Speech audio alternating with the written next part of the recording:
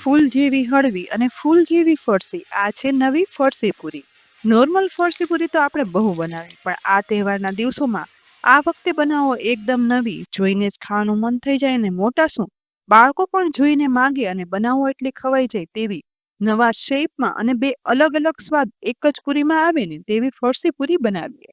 શરૂઆત ખાંડણીમાં 1 ટેબલસ્પૂન કાળા મરી અને 1 ટેબલસ્પૂન જીરું ઉમેરી દેવાનું અને એ પછી બંનેને વાટવાના છે. અહીં જીરું અને મરી અધકચરા રહે ને તેવા વાટશું. જુઓ, તુરંત જ જીરું મરી વટાઈ ગયા છે. તો હવે એક કથરોટમાં 1 કપ મેંદો ઉમેરવાનો.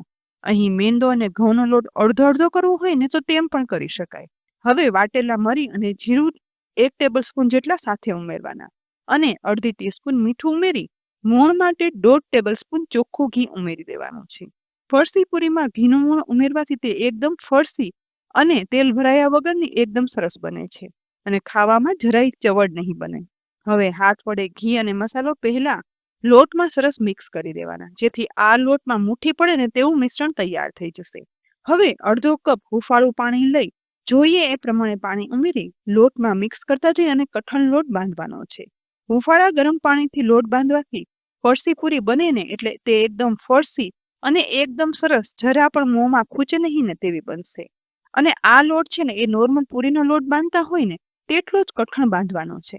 બસ આવો લોટ બંધાઈ જાય ને એટલે પૂરીના એક સ્વાદ માટેનો લોટ બંધાઈ ગયો છે. તો આજે તો આપણે બે અલગ અલગ સ્વાદ એક જ ફરસી પૂરીમાં લાવવા છે. તેના માટે બાંધેલા આ લોટને સાઈડમાં રાખી એ જ વાસણની અંદર 1 કપ મેંદો ઉમેરશું. મસાલામાં 1/4 ટીસ્પૂન હળદર પાવડર, અડધી ટીસ્પૂન મીઠું, અડધી ટીસ્પૂન ચીલી ફ્લેક્સ અને અડધી ટીસ્પૂન ઓરેગાનો ઉમેરવાનો, જેથી આ ફરસી પૂરીનો સ્વાદ છે ને તે બાળકોનો મનપસંદ બને. સાથે જ અહીં 1.5 ટેબલસ્પૂન ઘીનું મોણ ઉમેરશું, જેથી પૂરી ફરસી બને. અને હવે અડધો કપ હુંફાળું ગરમ પાણી લઈ જોઈએ એ પ્રમાણે પાણી ઉમેરતા જઈ પહેલા જેવો કઠણ લોટ બાંધ્યો હતો ને એવો જ આ લોટ બાંધી અને તૈયાર કરવાનો છે. સ્વાદ સાથે કલર પણ અલગ પડે ને એટલે આપણે હળદર પાવડર ઉમેર્યો છે, જેથી બે સ્વાદ સાથે બે અલગ અલગ કલરની ફરસી પૂરી એક સાથે બને.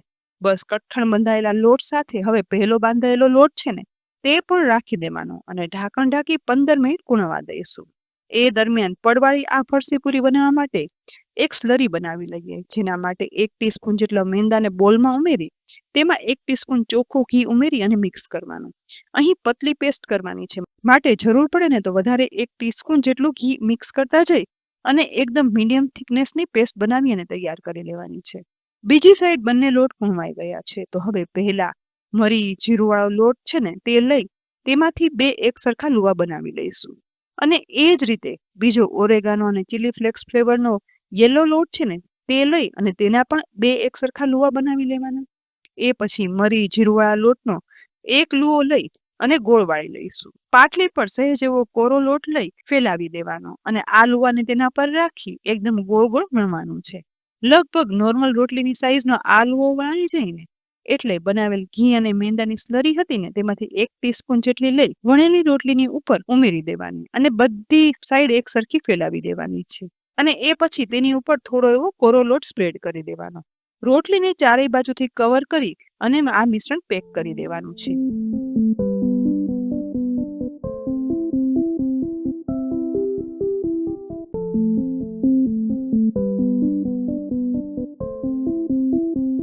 ફરીથી બનેલા લુવાને હવે સાઈડ ચેન્જ કરી વણવાની શરૂઆત કરશું. ધીમે ધીમે કરી પાટલીની સાઈઝની આ રોટલી વણી લઈશું, જેથી આ રોટલીની થિકનેસ પણ એકદમ પતલી થઈ જશે અને તળિયા પછી 2 પડવાળા લેયર તો એક જ સ્વાદમાં બનશે.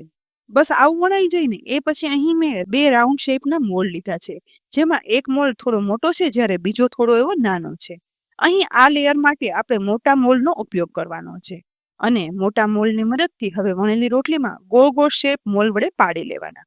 અહીં જો ઘરમાં મોલ્ડ ના હોય ને તો એક એક સાઈઝની નાની મોટી વાટકી કે ગ્લાસ હોય ને તો તેનો ઉપયોગ કરવાનો. મોલ્ડ વડે બધા જ રાઉન્ડ પાડ્યા પછી આ મોલ્ડની વચ્ચેથી વધારાનો લોટ અલગ કરી લેવાનો અને જે બાકીનો લોટ હતો ને એમાં મિક્સ કરી અને ઉપયોગ કરી લેવાનો. બનેલી બધી પૂરીને એક ડીશમાં અલગ કાઢી લેવાની છે. અહીં આ જ રીતે બીજા લુવાને પણ પહેલાની જેમ વણી અને બાકીની પૂરી બનાવી દીધી. હવે યેલો કલરના લોટના 2 લુવામાંથી એક લુવો લઈ પાટલી પર રાખી પહેલા વણ્યું હતું ને બસ એ જ રીતે રોટલીની સાઈઝનું વણી લેવાનું છે. ફરીથી મેંદા અને ઘીની સ્લરીને આ રોટલી ઉપર લગાવી અને ફેલાવી દેવાની. અને ઉપરથી થોડો કોરો લોટ છાંટી દઈ આ રીતે પેક કરી અને લુઓ વાળ્યા પછી સાઈડ ચેન્જ કરી ફરીથી પાટલીની સાઈઝની મોટી રોટલી વણી લેવાની છે. અહીં મોટી રોટલી વણી લીધા પછી નાનો ગોળ મોલ્ડનો ઉપયોગ કરવાનો છે અને મોટી વણેલી રોટલીમાં આ રીત નાના ગોળ મોલ્ડ વડે નાની નાની પૂરીઓ બનાવી લેવાની છે. આ પૂરીની સાઈઝ છે ને તે પહેલા બનાવેલી પૂરી કરતા થોડી એવી નાની રહેશે અને એવી જ રાખવાની. બસ રાઉન્ડથી ગોળ કરેલી પૂરીઓના આસપાસનો હવે લોટ કાઢી લેવાનો અને બીજા લુવામાં મિક્સ કરી દેવાનો. બનેલી આ યેલો પૂરી છે ને તેને બનાવેલી સફેદ પૂરી સાથે ડીશમાં કાઢી લેવાની છે.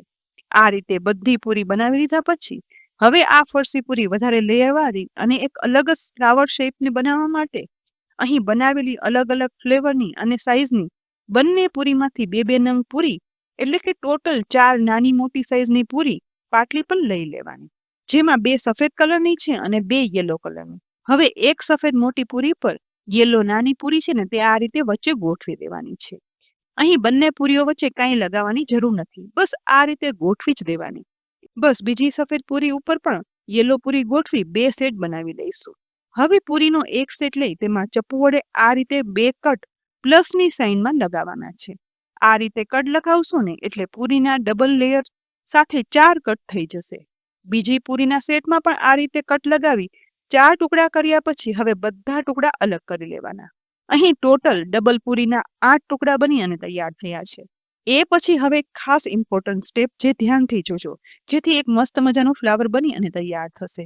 દરેક ટુકડાનો ખૂણો બહારની સાઈડ રહે ને તેમ આ રીતે એક ઉપર એક ક્રોસમાં બીજો ટુકડો લગાવવાનો છે.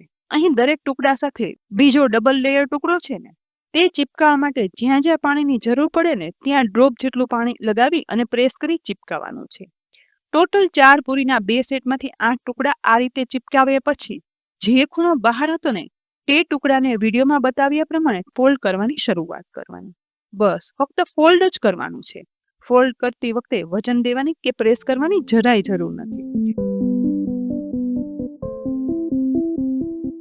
આ રીતે ફોલ્ડ થયા પછી વળેલો રોલ છે ને તેની કિનારી છે ને તે સહેજ એવી પ્રેસ કરી અને ચિપકાવી દેવાની. અહીં જરૂર પડે ને તો પાણીનો ઉપયોગ કરવાનો, નહીતર ચાલશે. અહીં મેં એ પછી કોટનનો એક પતલો દોરો લીધો છે.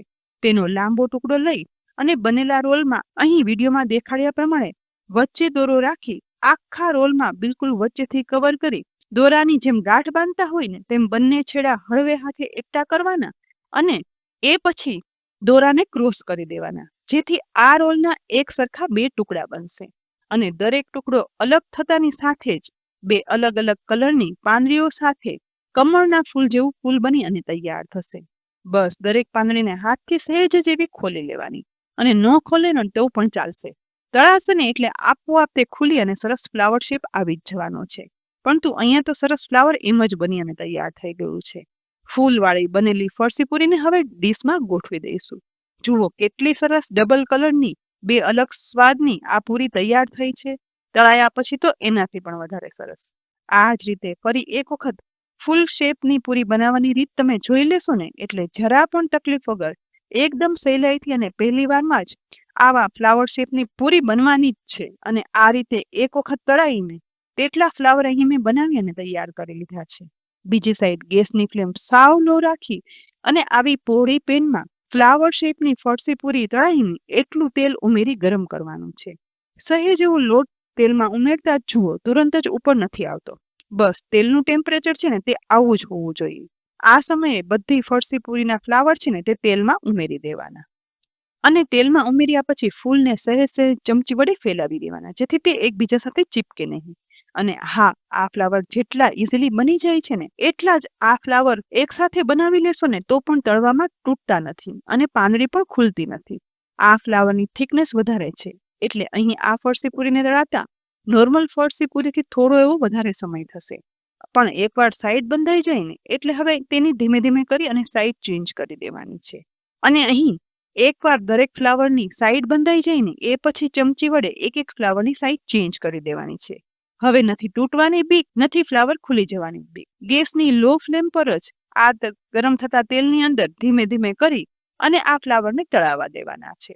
તળાતા લગભગ 7 થી 8 મિનિટ થશે ને ત્યારે સાઈડ ચેન્જ કરતા જુઓ અહીંયા પૂરીનો કલર છે ને તે લાઇટ ગોલ્ડન બ્રાઉન થઈ ગયો છે અને પાછળની સાઈડથી અંદર સુધી તળાય અને લાઇટ ગોલ્ડન બ્રાઉન કલર થઈ જાય અને તળવામાં હળવી લાગે અને તળાતી આ ફરસીની પૂરીની આસપાસથી તેલમાં બબલ્સ નીકળવા બંધ થઈ જાય ને એટલે આપણી પરફેક્ટ ક્રિસ્પી આ ફ્લાવર શેપની ફરસી પૂરી તળાઈ અને તૈયાર થઈ ગઈ છે. તો આ સમયે ક્રિસ્પી થયેલી ફરસી પૂરીને નિતારી અને બીજી જાળીમાં કાઢી લેવાની, જેથી તેલ છે ને તે સાવ નીતરી જાય. જુઓ, ચલાવતા જ અવાજ કેટલો ક્રિસ્પી આવી રહ્યો છે, જેના પરથી તમને ખ્યાલ તો આવી જ ગયો ને કે આ પૂરી કેટલી ક્રિસ્પી બને છે. અને ડીશમાં કાઢતા પણ એટલો સરસ અવાજ આવે છે.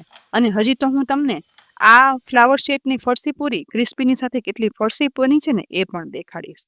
બસ બે અલગ જ સ્વાદ એક જ પૂરીમાં આવે ને એવા આ ફ્લાવર જોઈને મોંમાં મૂકવાનું મન થઈ જાય છે ને તો વિચારો, બાળકોને એકવાર બતાવશો તો ફટાફટ માંગી અને ખાશે. બધા જ બનેલા ફ્લાવર ફરસી પૂરીને તો હાથમાં લેતા જ જુઓ, સહેજ જ પ્રેસ કરશો ને એટલે ક્રિસ્પી સાઉન્ડ સાથે સાવ ભૂક્કો થઈ જાય તેવી અંદર સુધી ફરસી બને છે. બાળકોનું મન તો આ ખાતા રોકાશે જ નહીં. તો આ વિડીયો જોઈ આ વખતે આ તહેવારોમાં આ ક્રિએટિવ રીતથી ફરસી પૂરી બનાવજો અને બધાને ખવડાવજો. અને રેસીપી ખરેખર યુનિક અને ઉપયોગી છે. તો જે લોકો ફરસી પૂરી ખાવાના અથવા અલગ અલગ નાસ્તા બનાવવાના શોખીન હોય ને તેને આ વિડીયો જરૂરથી શેર કરી દેજો. સાથે જ આવી અનેક ઉપયોગી અને યુનિક નવી જ ક્રિએટિવ રેસીપી જોવા માટે અમારી કિચન સિરીઝ ચેનલને સબસ્ક્રાઇબ કરી લેજો અને અમારા ફેસબુક પેજને લાઇક કરી અને ફોલો કરજો, જેથી આવનારી અનેક ઉપયોગી રેસીપીના અપડેટ્સ તમને તુરંત જ મળે. આવતીકાલે ફરી મળશું જન્માષ્ટમીના તહેવારની એક નવી મીઠાઈ સાથે. ત્યાં સુધી આવજો.